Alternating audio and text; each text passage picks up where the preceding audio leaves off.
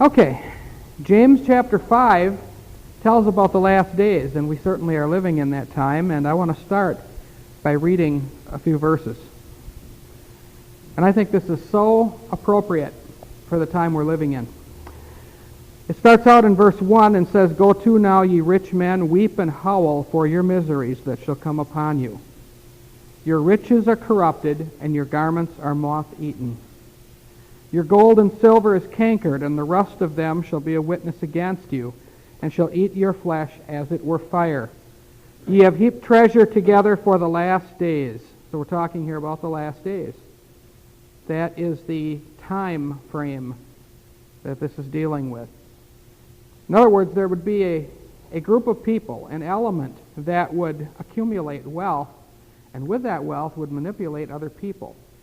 "Behold, the hire of the laborers who have reaped down your fields, which is of you kept back by fraud, crieth, and the cries of them which have reaped are entered into the ears of the Lord of Sabaoth. Ye have lived in pleasure on the earth, and been wanton." Now that means never enough. They always want more.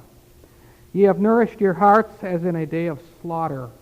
In other words, you have ill-gotten good. You have taken as if you had slaughtered to get it.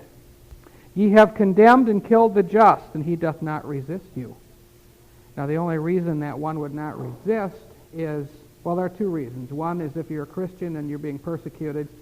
The other would be, and most of the world isn't Christian, by the way, the other would be that you would just be plain deceived and become cannon fodder. "Ye have condemned and killed the just, and he doth not resist you. Be patient, therefore, brethren, unto the coming of the Lord. Behold, the husbandman waiteth for the precious fruit of the earth, and hath long patience for it, until he receive the early and latter rain. Be ye also patient, establish your hearts, for the coming of the Lord draweth nigh." Now, I believe we're living in the last generation, and that is the one we're talking about tonight in our history class. The period of time, approximately, well, we can say a generation is 40 years. But when I say generation, I mean a period of time, not specifically 40 years, but at the very end of the timeline, put it that way. Okay, and that certainly is where we're at. I try to stay away from specific numbers when we deal with prophecy, because the one thing, especially the prophecy of the Lord's return, because we're told in advance there's one thing we can never know, and that is the day and the hour. Because Jesus said, "In the hour when you think not, so shall the coming of the Son of Man be." So, with that thought in mind, let's talk about this strange period of time that I refer to as the last generation. And I think what I'll do is just have a very brief 2 or 3 minute period of review so we can pick up where we left off, because it's been a couple of weeks since we've done this. Now, if you recall, we went through World War II. And then there was another war after World War II, significant one. The United States was very directly involved, this time under the framework of a brand new organization that was formed in 1945 called what? The United Nations. And there was a war that broke out, actually was fomented. What fomented means is it was started. Somebody has to start a war. They don't start by themselves. I don't believe things just happen to happen. I believe that just about everything that does happen happens because somebody wants these things to happen, stands to gain by these things, and is trying to forward an agenda or a plan. Now, if you've got a system of people and they are in the dark, so to speak, in the wings of this big stage called the world, and they are planning and whispering back and forth to each other in a clandestine effort to control the whole world, we call this a conspiracy. So if you have people that have the money and are in a political position, that are in power, and have sufficient control to forward what they want, it's not that hard to create a war. It's not that hard to create social strife.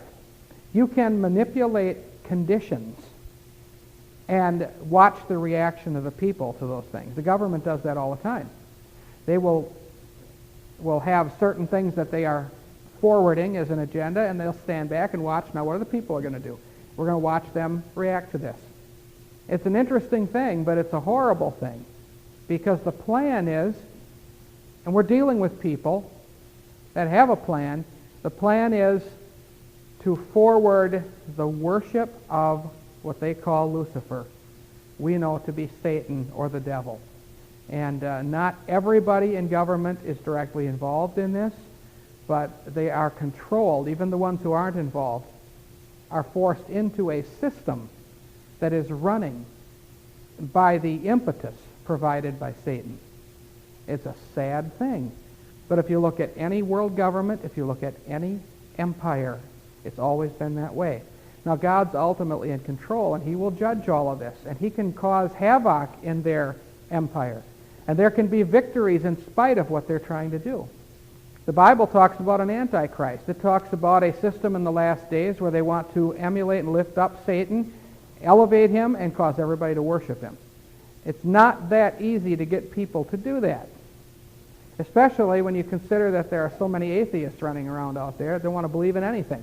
How do you corral everybody into this? Have you ever wondered why we've had so many wars, so many strange things have happened, money manipulation, why we have had a control over the educational system, social engineering? What do I mean by that? Social engineering. When you engineer something, what do? When you design something, you can say, I want a society that will be like this. Now, how do I get it that way? I want a society that doesn't believe you have to get married anymore. You can live together. How do I get it that way? I want a society that doesn't believe that fornication is wrong. How can I bring that about? Well, I could have this little invention called a television come along and fill it with soap operas and immorality. And if I want violence, I can put some of that on too, because people fill their heads with that, and then they become what they think about most of the time. See, the devil knows that God said, as a man thinketh in his heart, so is he. This last generation that we're talking about, and I'm starting with 1952, just after the Korean War, as it was winding down, and this generation that I'm dealing with now is the first one to grow up in front of a television. This strange new box that would sit in the living room, commonly called an idiot lantern, that began to socially engineer people on a gradual basis. So much so that a prominent psychologist made the statement that the next generation will be like what you are seeing on television now. This psychologist believed that if you fill your head with something, that you will become that very thing. Abraham Lincoln had the foresight to say that if this country is ever destroyed, it will be destroyed from within. No foreign enemy will ever take it. It will destroy itself. And I wonder, when I consider actually the television itself, and I'm talking about when you're piped into all the channels and all of these things, and you're watching whatever they spoon feed you, and I want all of you children to hear this so you never get into that trap of watching all this programming stuff. Because they have a plan. They're feeding you a certain thing, so you think a certain way. They can put fashion design on there. They can put immorality in there. They can push every kind of thing they want through that. And that is more powerful than any atomic bomb that has ever come along, because it can destroy the soul. Okay?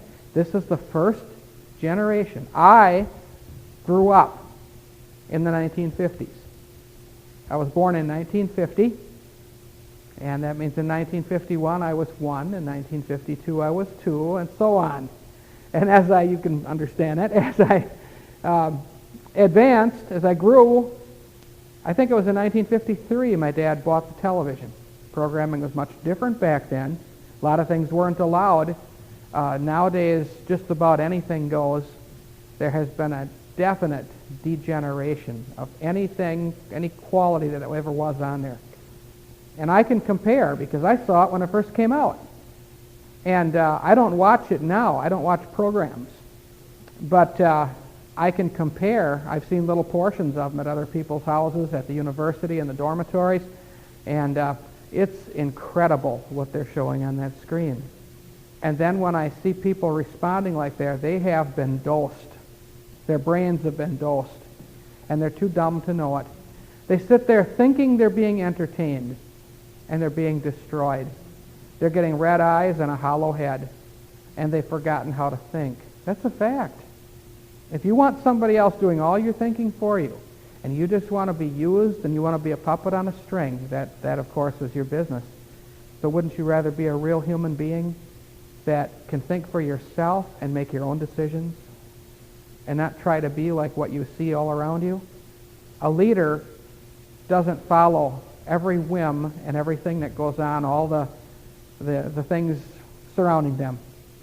A leader will look to find what is right, what is true, and stand up for that, and impress others to be like that. Anybody can be a follower and mix in with the fads and fashions of the world. But I think we should be bigger people than that. The reason I brought that up is because it's very much a part of the age we're talking about. Let's start the overhead projector. And I would say this generation started, some people call this the atomic age, and the atomic age started off with a bang. If you remember this particular frame that I showed you the other day, that was one of the bombs that was dropped on Hiroshima, another one on Nagasaki in Japan. The atomic age came into being. It was dropped in, I believe it was August of, no, it was, let's see, the war ended in September. Yes, it was in August of 1945. When that bomb went off, the world was horrified. And there was a president who ordered that bomb to be dropped, Harry S. Truman. He said, well, with this bomb we will end the war because Japan will be so horrified and so beaten down, they'll just throw up their hands and surrender. I think I'd mentioned before that they tried to surrender previously.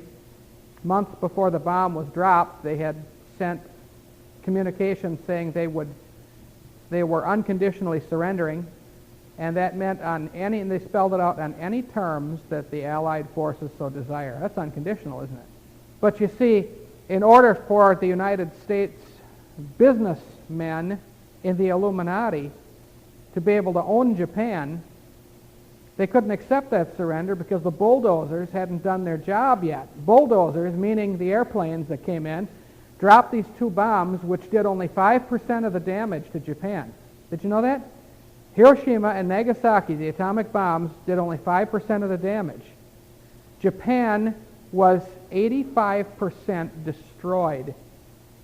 5% was atomic bombs. The 80% was incendiary bombs.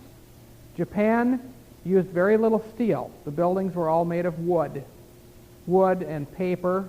Yeah, they had paper walls. You ever see pictures of those? And fires would sweep through there. We dropped fire bombs, incendiary bombs, pyrotechnic weapons in there, and that wiped the nation out. For 3 months, these people were on minimum food rations, and for 3 months they didn't even have soap. If you can imagine. They were totally wiped out. So, now it was the aftermath of that war. And Germany, it was the same way. Germany was bombed greatly. I mean, it greatly devastated. And of course, a plan was formulated by the conquerors to come in and rebuild. Now, the ones that rebuilt really own everything. So it's a whole bunch of bad people and a whole bunch of other bad people doing a whole bunch of bad things. Hitler was a rotten scoundrel. But he wasn't the only rotten scoundrel around. There were people that financed him. One man that financed Hitler was a man named Krupp, spelled K-R-U-P-P, who owned the steel mills in the Ruhr-Rhine region of Germany. Another man who financed Hitler was a man named Joseph Kennedy. And one of his sons later became the 35th President of the United States, John F. Kennedy. Another man that financed Hitler was Paul Warburg, a Jewish man of all things. So the Krupps, Kennedys, Warburgs, and other Illuminists financed him. That's how he got his money to do what he did. It required a great deal of money to have the war machine of the Third Reich go forward. These are things that you don't learn in history books because it would incriminate the people that are in power now. See, in the Illuminati, you always keep everything within the family. Those in power now are direct descendants of those that caused these things to happen. Untold misery in the world. So, the war ended. We talked about the Korean War, where they had to shoot 'em up over there in Korea and Southeast Asia, up and down and up and down and up and down the land, because the communist forces from Red China were moving into Korea, and that provided an excuse for a war. And what happened is, you've got the communist Red Chinese coming into Korea. What is the United Nations going to do about it? Remember, in the United Nations, you had the Security Council. You also had different secretariats or divisions. What nation was always to control the military secretariat? Do you remember? Russia. It was stipulated in advance and admitted by Trygve Lie, the first Secretary General, that a Russian was always to be the head of the military secretariat. In 1950, actually before that, he was the first one actually, Alexander Vasilyev of Russia, a general, was in charge of the military from the formulation of the United Nations, and that of course was also admitted and was actually set up by Russians by the name of Litvinov, Kaganovich, Bashinsky, and various others that brought all this about. They actually drafted the whole proposal. You might say, why would our Congress go along with it? They just got caught up in the thing. And if you recall, the only two senators that voted against the UN Charter were the two that had read it. The rest signed it sight unseen. What kind of a man would sign away his country sight unseen? Not even read a document and put his signature to it. That's what you call getting caught up in a situation, in a frenzy that was going on at that time. Alexander Vasilyev took a leave of absence from the United Nations to head the military fighting against the UN forces. Now stop and think about that for a minute. The head of the military secretariat of the UN takes a leave of absence to fight the UN. And when he's done, he comes back and gets his old job back. Douglas MacArthur was in charge of trying to destroy the communists in Korea. Every one of his battle plans first had to be approved by the United Nations, which means every one of his battle plans had to be approved by Alexander Vasilyev, who still was intercepting all of the communications. So the enemy general had to approve the plans of his enemy before they could be executed. It always has to go through a Russian. Now you might say, is a Russian still the head of the military secretariat? Yes, sort of. In fact, it's worse. Now he's in charge of the United States Pentagon. A man named Shalikashvili. And who put him there? A man who at one time said, I loathe the military. William Jefferson Blythe Clinton. A communist himself. Communism is very much intact, you know. It's still, as a matter of fact, it's here. In fact, Boris Yeltsin was at one time going to burn the books that he had that were written by Lenin, Trotsky, Stalin, and others. And, his men were going to burn them, rather, and Yeltsin said, no, don't burn these books. They said, why? We're not following these men anymore. And he said, they're valuable. Well, who would want them? Yeltsin said, the American universities. These books are still read, pun intended. Now, the Korean War ended in a no-win situation. Now we see something that began to happen over and over after World War II. No-win wars. A war that nobody wins. What did they do? Divided the country in half. They looked at the globe. They took the 38th parallel. That was their line of demarcation. Everything north of the 38th parallel was North Korea. Everything south of the 38th parallel was South Korea. They had created two nations. They had divided and they had conquered. Now that had happened and the military generals left, of course MacArthur tried to make known what was going on. MacArthur said, I can still beat these guys even though they know all my plans. He was winning. He said the Russians and the Red Chinese are supplying the North Korean forces. He said they have only one supply line, a railroad. One railroad. He said, I can knock that out. I can end this thing right away. I can move forward. I can clean up all the communists. I can wipe out communism. The reply of President Truman was, you are fired. The pusillanimous, which means cowardly, Harry S. Truman fired General Douglas MacArthur because he was winning. With everything against him, he still was winning and got fired for it. You know, the Illuminists needed communism. In fact, they groomed it. They massaged it. They built it up because they had to have a big threat.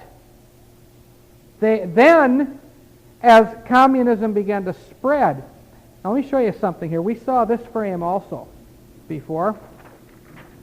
Here at a Black Sea resort at Yalta, we have three men, Sir Winston Churchill, Franklin Delano Roosevelt, and Joseph Stalin. Remember the former train and bank robber from Russia? They called him the Jesse James of the Urals. These men formulated a plan, and Roosevelt handed over to Stalin, and Churchill was in collusion with this, handed over to Stalin all of Eastern Europe, the Balkans, and finally East Berlin. And they built a big wall in Berlin, east and west. Now, Stalin sent all of his soldiers, and now Russia was so poor, they didn't have the money to pay their soldiers. The communist soldiers now that took over Eastern Europe and became a great menace to the world. So guess who paid the Russian soldiers beginning in 1946 and going through 1948?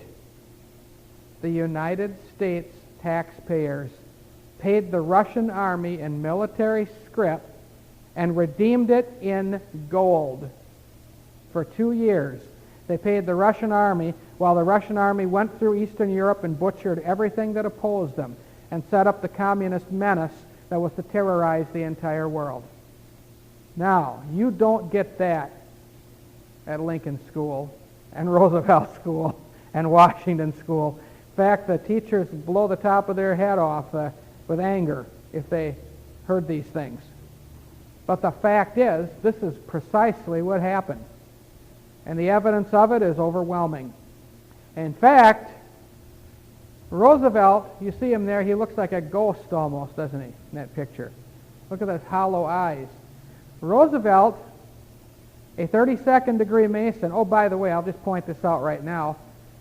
There are three very powerful numbers in Freemasonry that are outstanding numbers. The number 32, the number 33, the number 39. 32, because it signifies the 32nd degree in the Scottish Rite, which is the highest degree in the Scottish Rite, 32. Franklin Roosevelt was a 32nd degree Mason, and he was the 32nd President of the United States. Now, there's an honorary degree beyond 32, which is the 33rd degree, the Sovereign Grand Inspector General. That is an honorary degree. It has to be conferred upon you. You can't earn it. They have to give it to you by invitation. We know that Harry S. Truman, 33rd President, was a 33rd degree Mason. Now, they had among themselves in the Illuminati a plan to signify that they had completely taken over a country and what they believed a takeover of the entire world. They believed that by the 200th year, the 200th anniversary of the United States of America, that they would have the world taken over. To signify this, they had to have a 39th president in 1976. Remember, the Declaration of Independence was signed when? July the 4th, what? 1776. Now, you've got a problem here. If you're the Illuminati, and to make your number system in the occult work, how are you going to have a 39th president, 39 because it's 313s, sacred to the Masons? How are you going to have a 39th president in 1776? You're going to have to listen to this closely in order to get this. I want to show you how carefully they work. Who was the 35th president? I told you a minute ago. 35th. Okay, if the 32nd was Roosevelt, and the 33rd was Truman, and the 34th would be Eisenhower. The 35th would be John F. Kennedy. The 36th would be Lyndon Johnson. The 37th, Richard Milhouse Nixon. Okay, he was the 37th. The 38th was Ford, and the 39th was Carter. Now, if you just go by election years, they have election every 4 years, right? Now you've got a problem.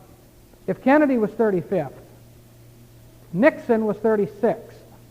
Or pardon me, Johnson was 36. Nixon was 37. There we go.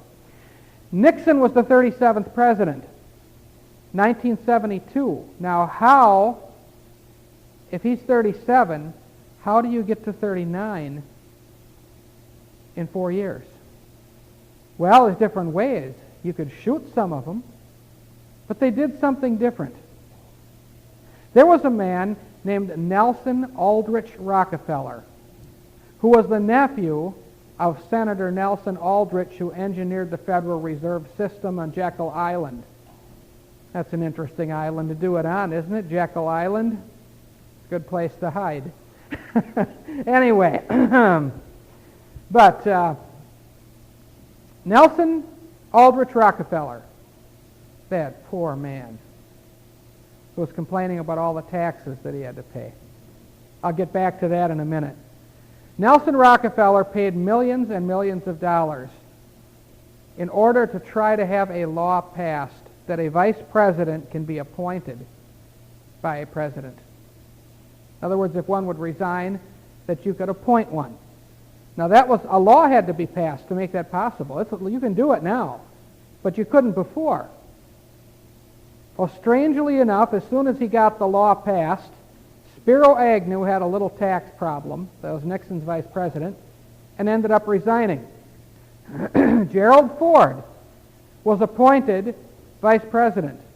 Now, this law also allowed for that in the event if a president resigned, then that vice president could move in without being elected.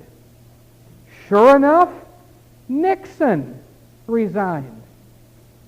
Everything was going crazy. This had never happened before. Never had a president resigned. I sat in my mother's house and turned the news on, a special press conference from the Oval Office, and I saw it, and I sat there and heard some very strange words that night. I, Richard M. Nixon, President of the United States, resign.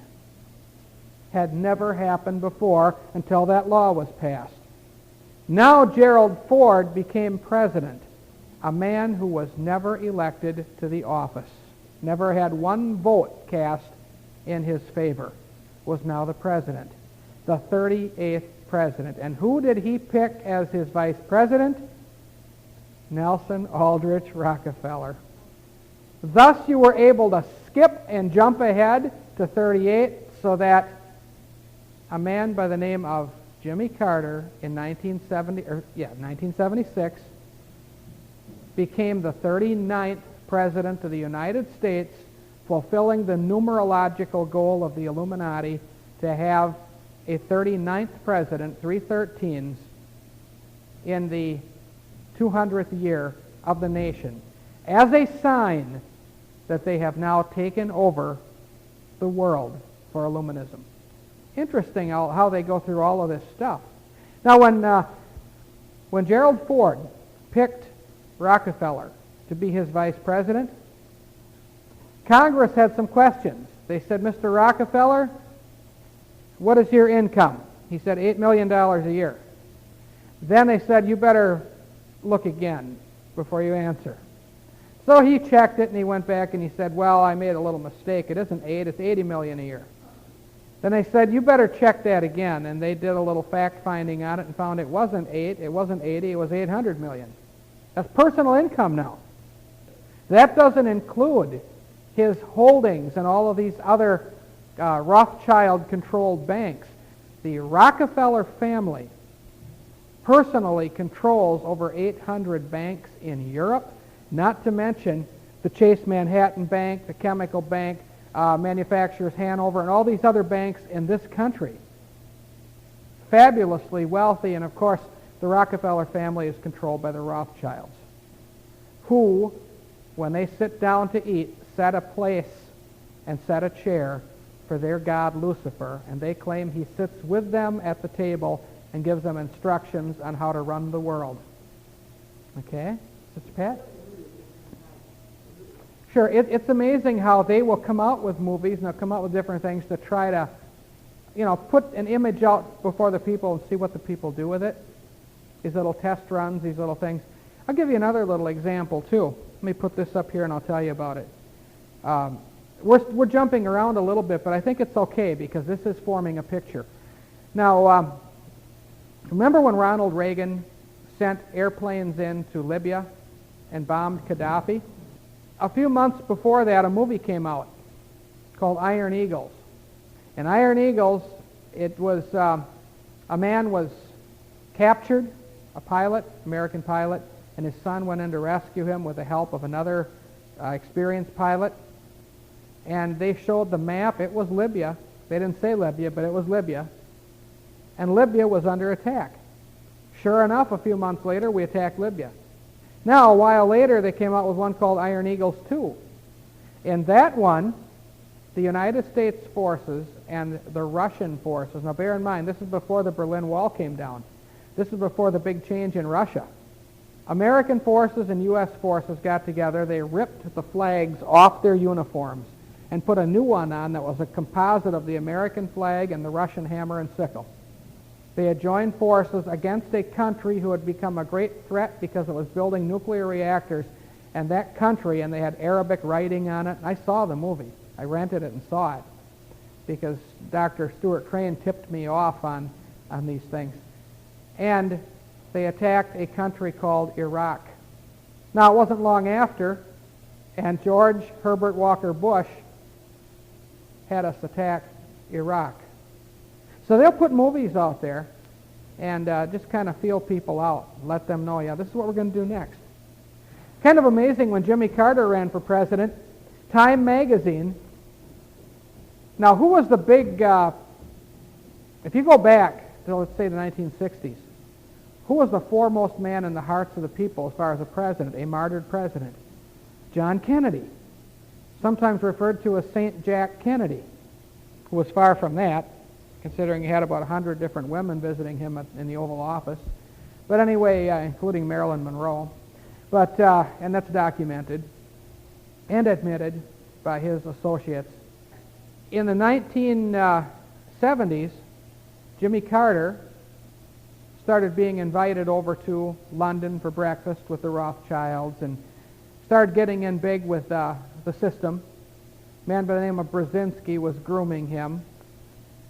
The Time magazine did a picture on the front cover 3 different times of Jimmy Carter, and it was a profile picture of his face, and he was made up to look just like Kennedy. That was the man they wanted in there. Furthermore, it came out later that Jimmy Carter never was a peanut farmer. See, they tried to win the hearts of the American people by saying, here's this poor peanut farmer from Plains, Georgia. They had him stand next to a farm by a fence and took pictures of him. And they brought all these records out. Yeah, he had a failing business. He worked hard, but he was not a good manager in his peanut business. And it was so much was said about the peanut man. He was this peanut farmer, this poor, man of the people, close to the earth, one of us. But he never had farmed peanuts. That was all made up just to create that story.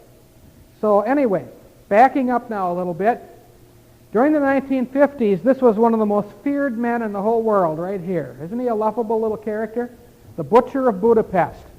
In 1957 in Budapest, Hungary, and elsewhere in the country of Hungary, which had been taken over by the communists, The freedom fighters stood up and tried to resist communism because they were so oppressed. Where was the United Nations when these freedom fighters stood up? Why didn't they help them? They didn't. And Nikita Khrushchev, the butcher of Budapest, killed many thousands upon thousands of people, butchering them in the streets with the Russian tanks and so forth coming in. Russian tanks that were paid for by the United States. All the communist nations were built up with United States taxpayer money.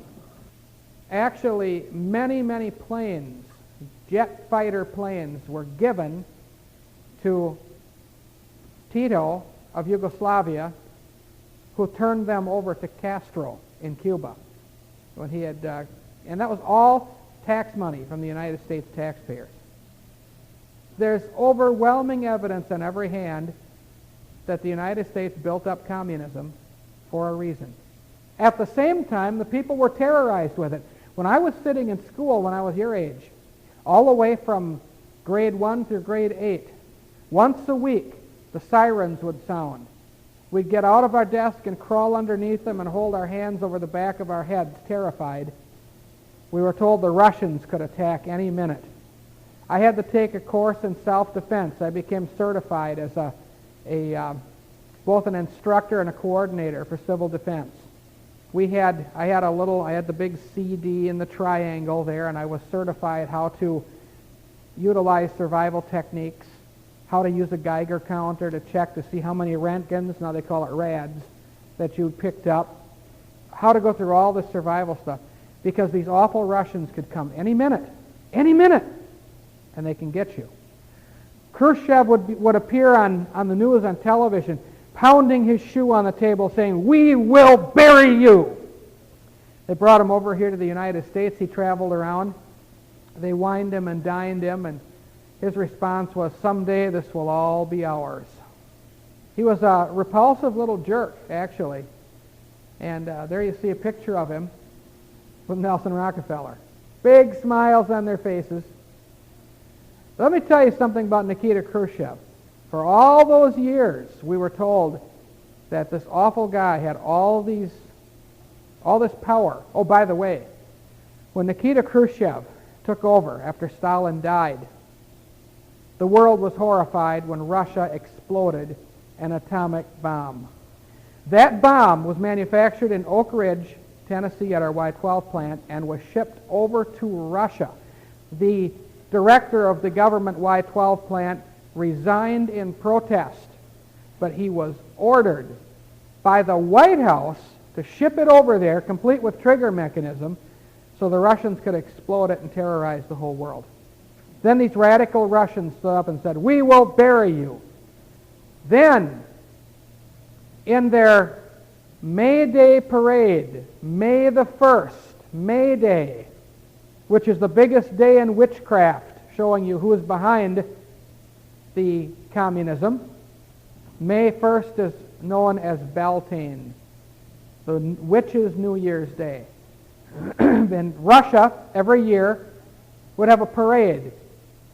And the United States people began to watch the newsreels on the news programs of the Russian parades. The first one horrified our nation, for the Russians had trucks loaded with large missiles. It came out sometime later.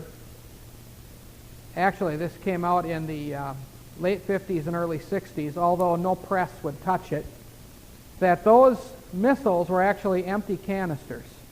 They were made to look like missiles, but they were empty canisters. And they were manufactured in Detroit, Michigan by the Fruhoff Trailer Company. Furthermore, in, was it 1950, I'm going by memory here, 1957 or 59, thereabouts, the Sputnik went up. The Russians made it to space. They were the first ones, right? Remember the Sputnik? I was just a little boy. I think it was 59. I'll double check that. It was either 57 or 59. It was one of those two. An odd year. But anyway, the Sputnik went up. I remember I was outside playing, and the news came out.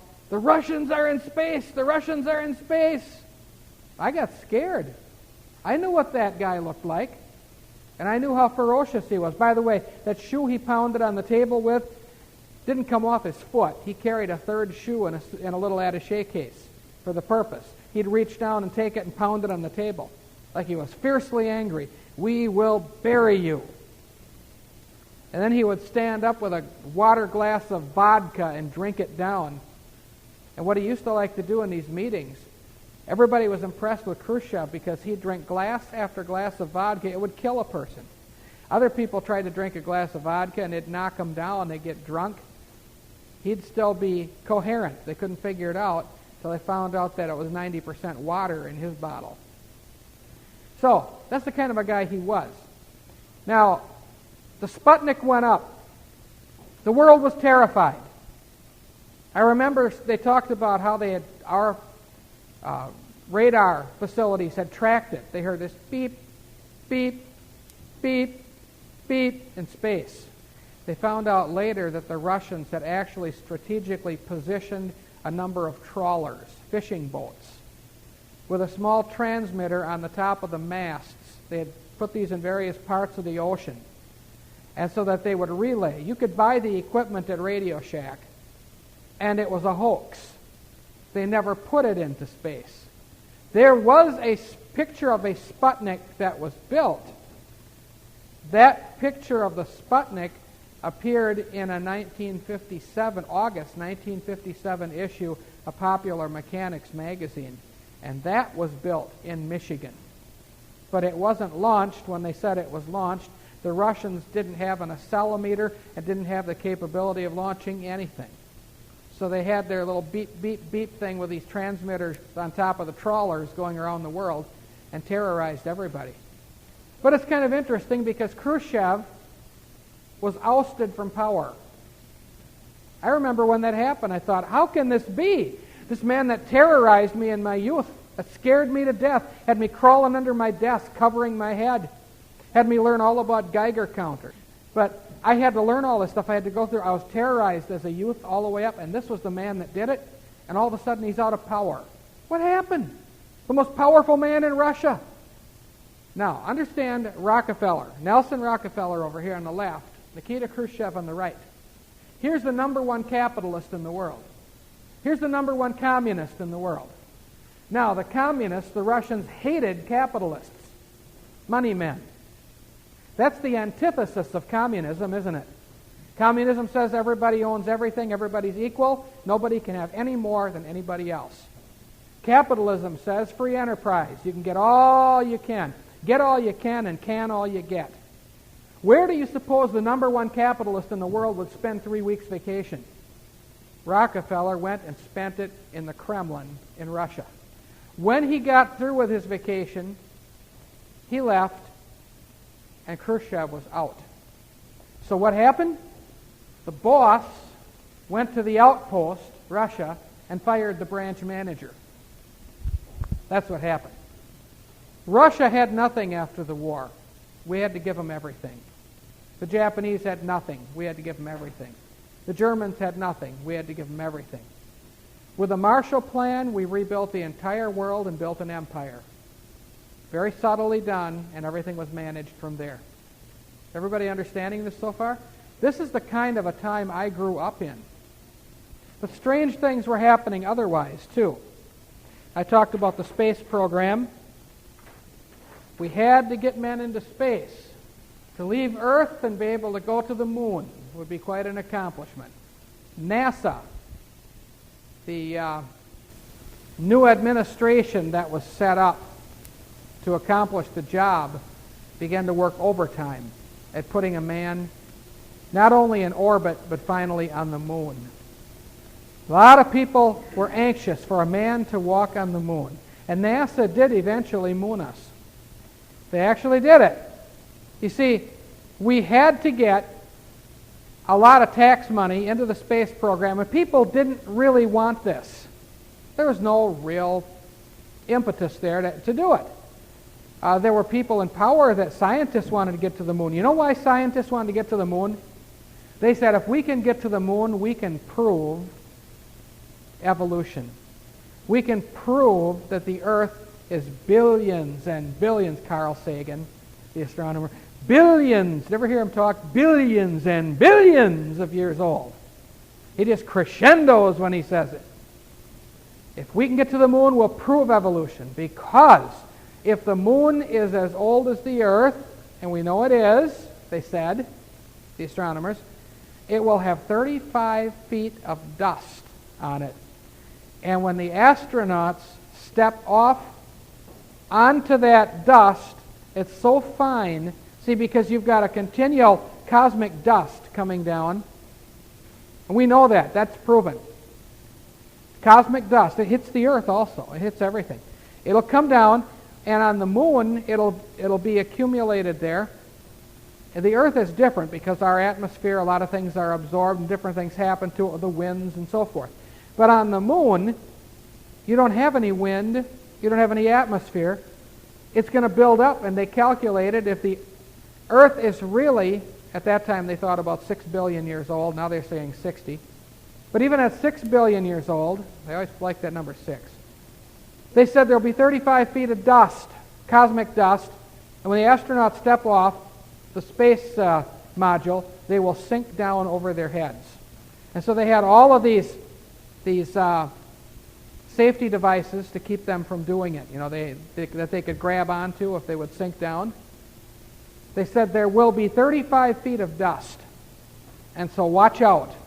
They fully expected to be immersed over their head in this dust and would have to be pulled out of it. It was no great problem because they had space suits. They could live inside that suit. They had their own oxygen supply. It was not a big deal.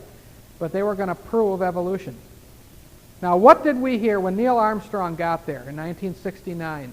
Neil Armstrong was the first one to step out onto the moon. What do they tell us was the first thing he said? One small step for man, one giant step for mankind. Famous words. But you know what he said first? They said that's the first thing he said, but they added it out the first thing he said. He stepped out, put his foot down on the dust, and said, "My God, it's only a quarter-inch thick."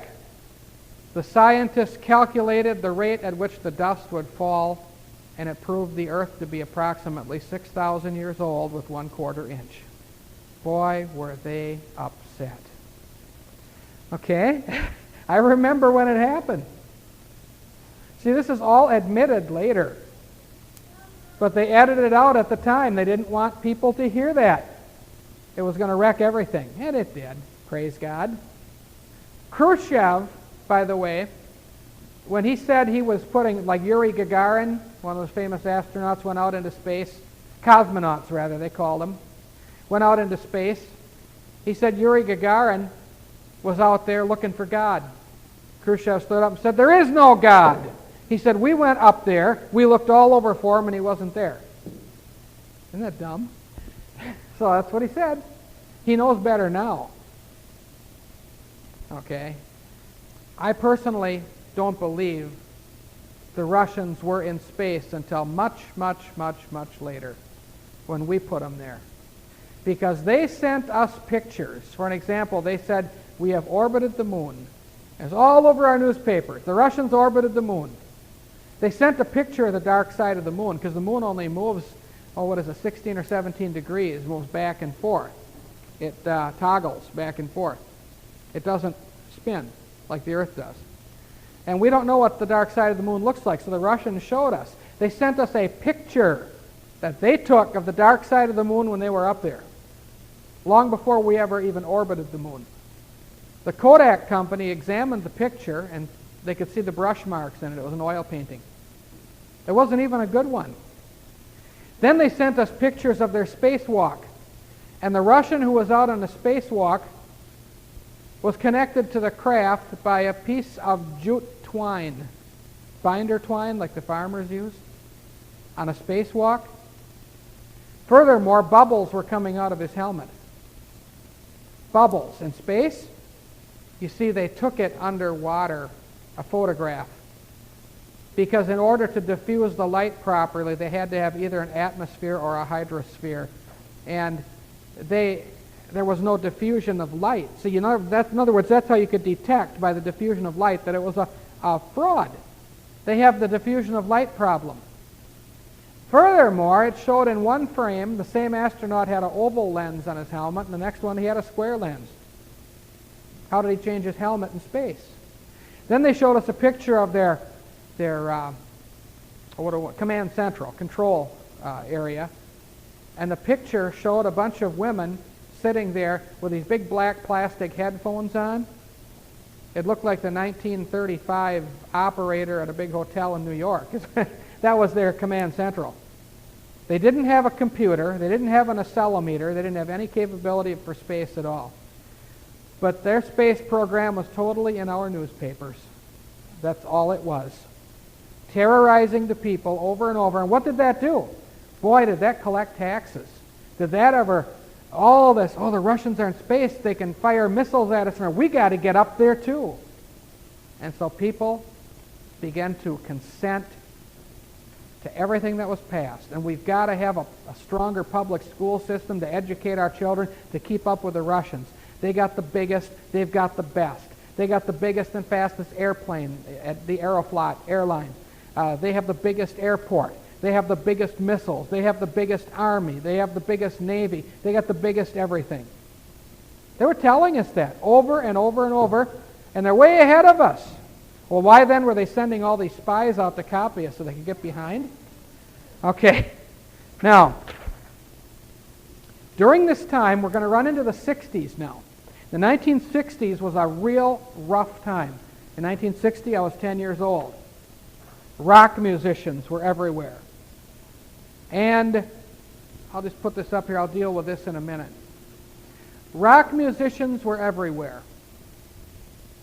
We had, this, by the way, is a protest in Washington, D.C.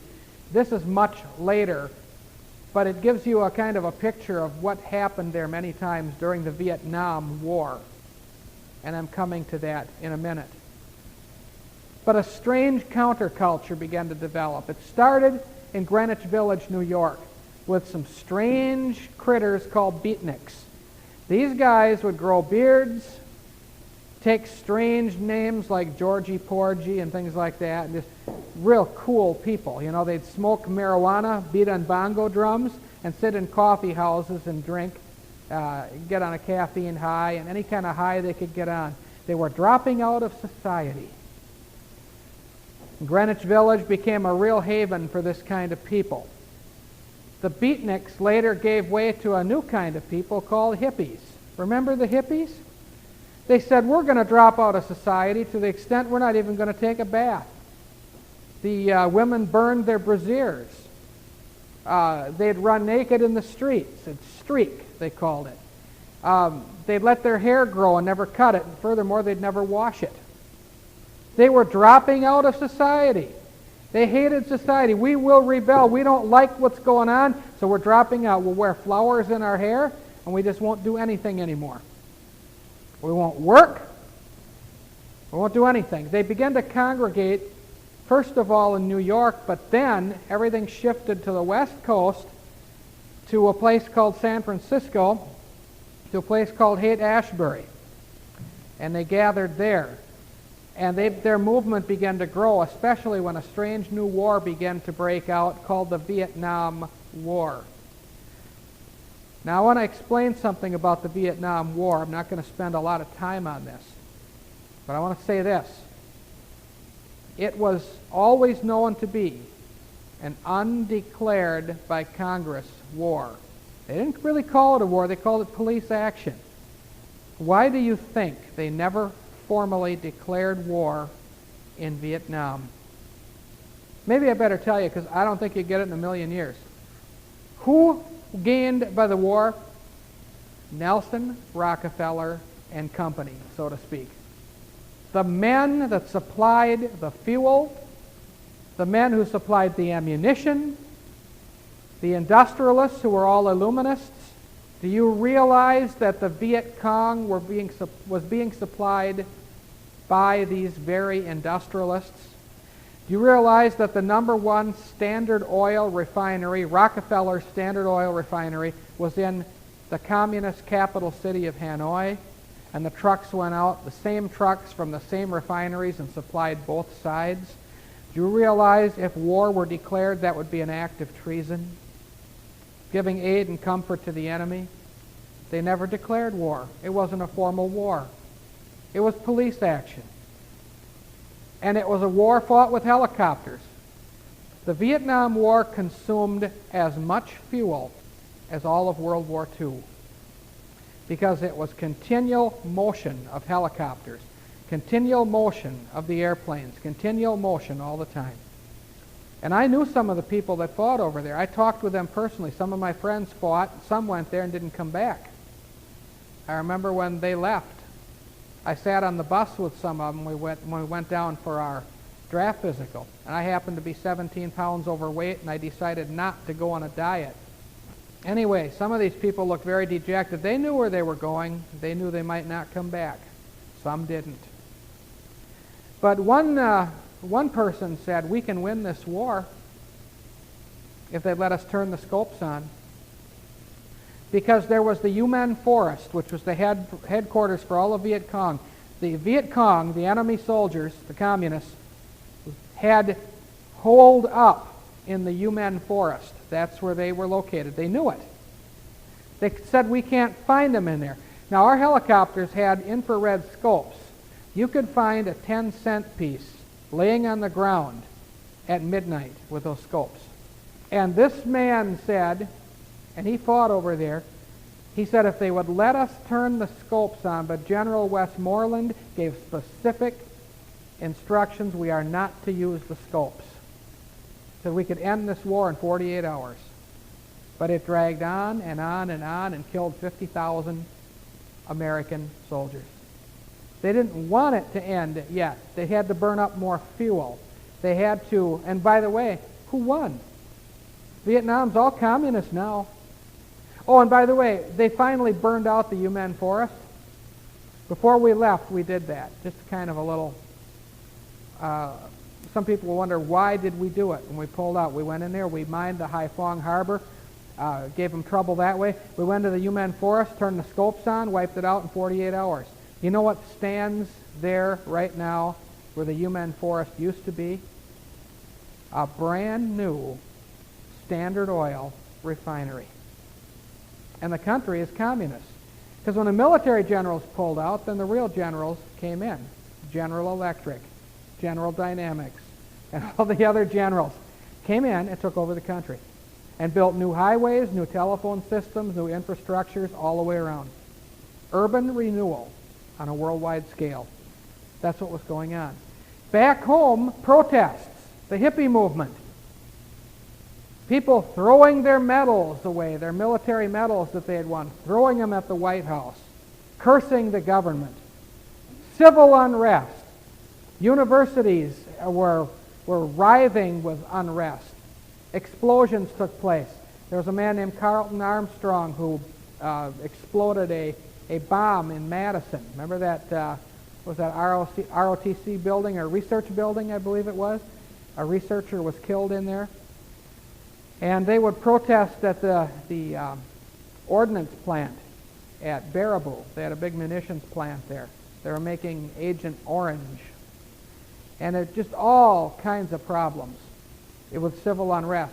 And so what these people, civil unrest, yes. It wasn't very civil, was it?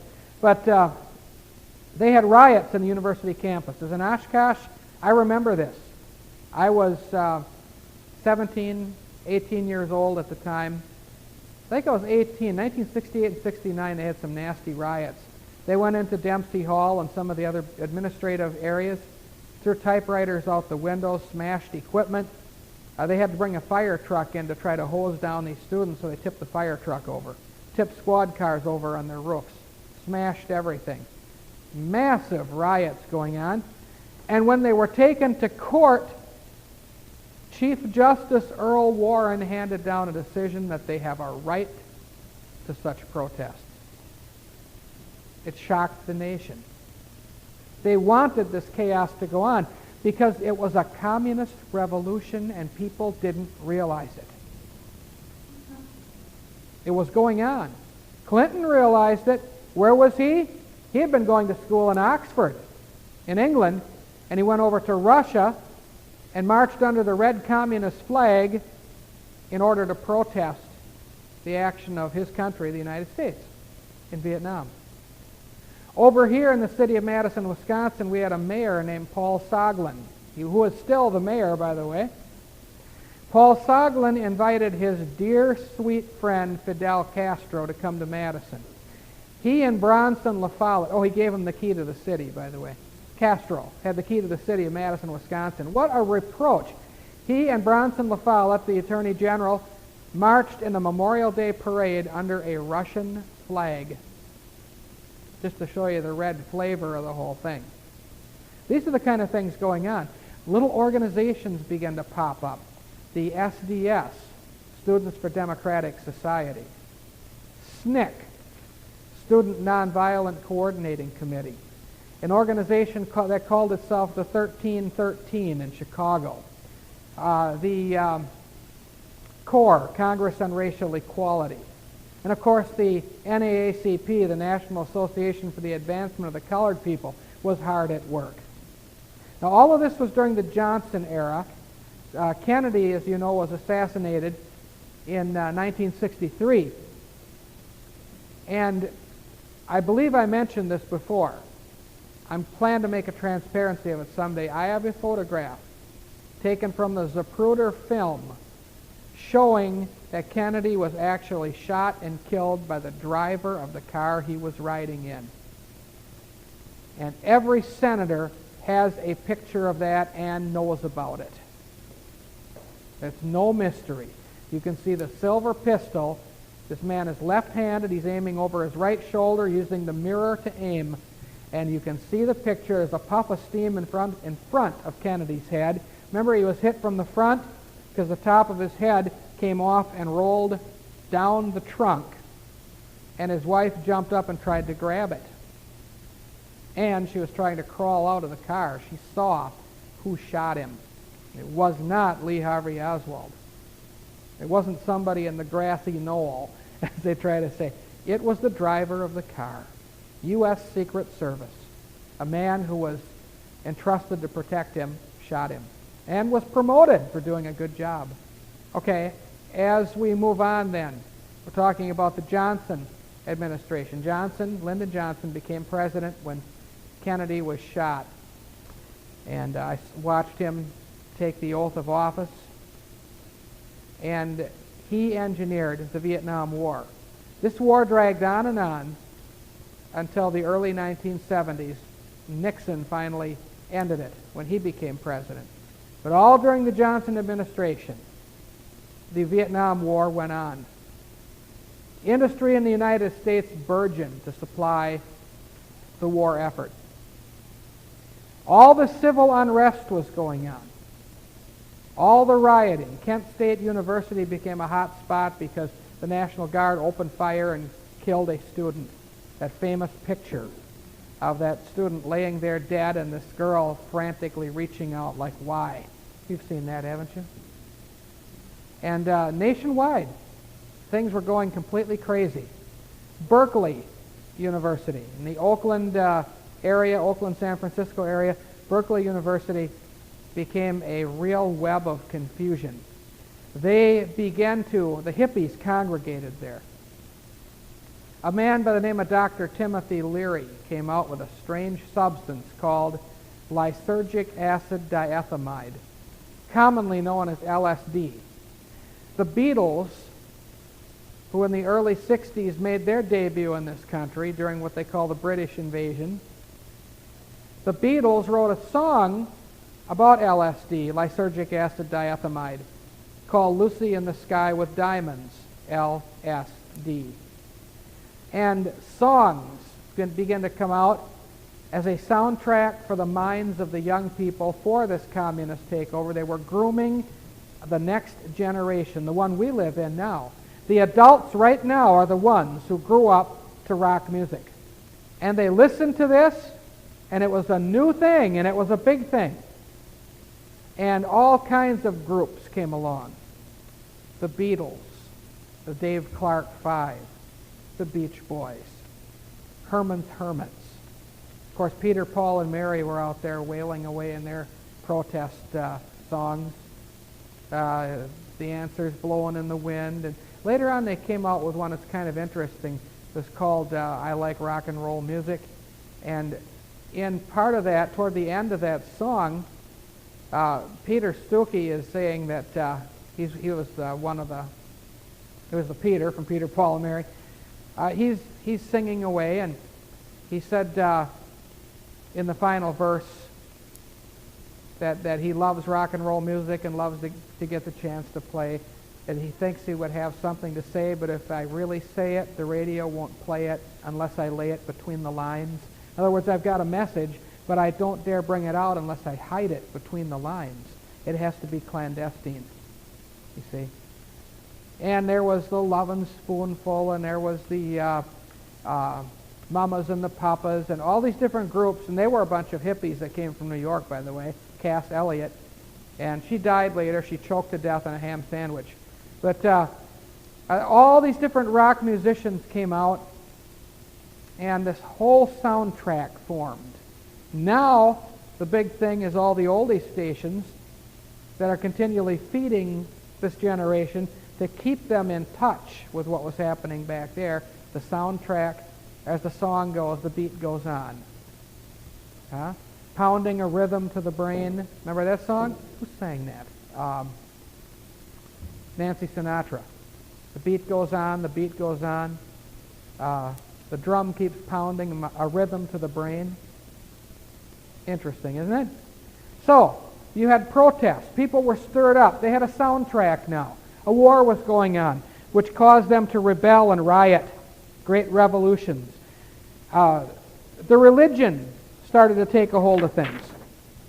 Better turn this right side up. Here we go. A few newspaper clippings here. Here at the Cathedral Church of St. John the Divine on Amsterdam Avenue, New York, Hair, a musical called Hair was going to be presented at a church. Now, what was one of the songs in Hair? Can you think of it? It was a notable song that was done by the Fifth Dimension. The Fifth Dimension had a high priestess in charge of it named Marilyn McCoo. The Fifth Dimension, which is an occult name. The words to this song started out, and this was a part of the Hair production. The words started out, when the moon is in the 7th house and Jupiter aligns with Mars, then peace shall guide the planets and love shall steer the stars. This is the dawning of the age of Aquarius, the age of Aquarius. What was it? An age of harmony and understanding, and all these wonderful things abound, right? At a church? That's astrology. The 12 houses of the heaven, when the moon is in the 7th house and Jupiter aligns with Mars, they're talking about a new age coming out. A new millennium to start in the year 2000. And this was the kickoff. See? Now it was complete. Of course, there was what was called Jesus Rock. And here we've got a little article, 60,000 teenagers dig new hard rock religion. This never existed before. Never. Now it was here. Why? To control people, you've got to give them a soundtrack to run their brain. Something they can take with them, something they can sleep with, something that will always be there to make sure their thoughts are stayed upon the things of the world and upon the one who created that music for his own agenda. Remember what's said of Satan in Ezekiel 28? The vibes and pipes were prepared in him in the day he was created, and a soundtrack came forth. Then the New Age religion began to form. This woman became a real idol to the New Ager, Shirley MacLaine. This came right out of the Madison newspaper. The Aloha Higher Health Center presents a date with the gods. A date with a what? I thought there was only one God. All right? Shirley MacLaine's David, from her best-selling book Out on a Limb. This is Friday, January 23rd, 1987, 7 p.m. to 9 p.m., $15 at the door. Now, it goes on and tells about this guy, Charles Silva, known as David. is a famous, confident, and guide to Shirley MacLaine in her bestseller, Out on a Limb. Charles has returned from 4 years' research of extraterrestrial phenomenon in South America. Author of Date with the Gods, he has important insights to share concerning revelations, New Age consciousness, and out-of-body experiences. And then it goes on to talk about his assistant, Don Getchis, who has been involved in intensive personal growth experiences and movements in the U.S. and overseas continually since 1969. He has studied and taught with Dr. John Ray and his body electronics program across the mainland U.S. and Hawaii. Don has also studied Canadian and German iridology. That's reading the iris of the eye. Okay? Nutrition, herbology, neurolinguistics, whole brain integration, and so forth. Tony Robbins' Firewalk, Bob Stevens' Mastery of Words, and more. His portion of the seminar will cover the leading edge of the New Age spiritual technology integrating all of these disciplines. Madison, of course, was a real headquarters for that kind of thing. Still is. People like this begin to show up. This Oshkosh woman here, Vicki Hillebrand, owner of the Crystal Connection, shows a selection of the gemstone crystals she fashions as jewelry and channeling stones. I ran into her once and it wasn't pleasant. She's at the university a lot trying to recruit students. And I had a little confrontation with her. New Age philosophy says that the stones can help put universal energy and the energy within a person in balance, creating a healthy, positive lifestyle.